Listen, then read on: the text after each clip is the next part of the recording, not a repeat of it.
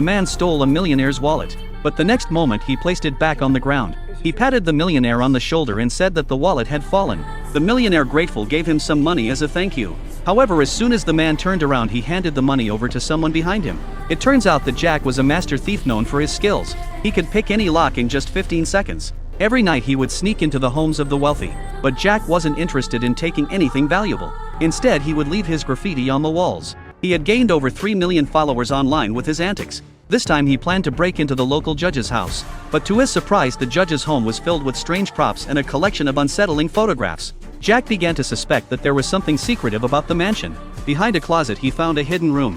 What he saw there terrified him. Jack decided to escape. At that moment the lights upstairs suddenly turned on. The judge had returned home. It turned out that the judge had received an alarm about a potential break-in, so he rushed back to check. But everything in the house appeared untouched. He assumed the alarm had malfunctioned. However, when he casually looked up, he noticed that one of the paintings on the wall was crooked.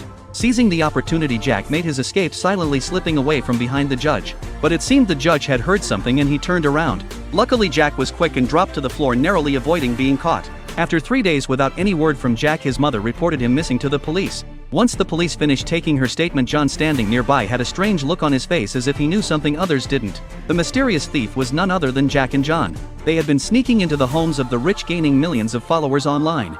John, however, decided to part ways with the team. But he knew Jack's final target was the local judge. To keep their identities hidden, John took some letters from the judge's home and hid them in Jack's closet. He then planted a clue that would lead Jack's mother to discover them.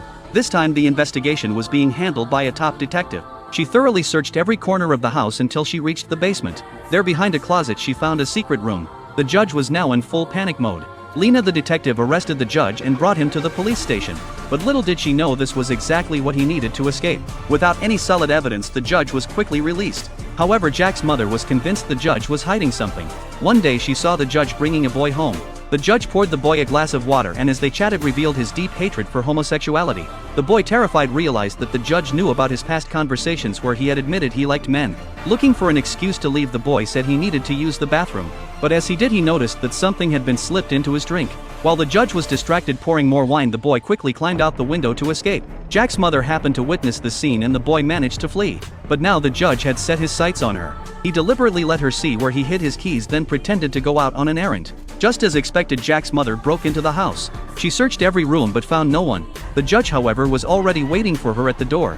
When she finally came to, the judge calmly told her that because the man she had been with was quite large, he would need to chop him up and burn him in the furnace. But since she was so small, she wouldn't need to be cut up, she would be disposed of whole. At last, Jack's mother breathed a sigh of relief, only for it to be the last breath she ever took.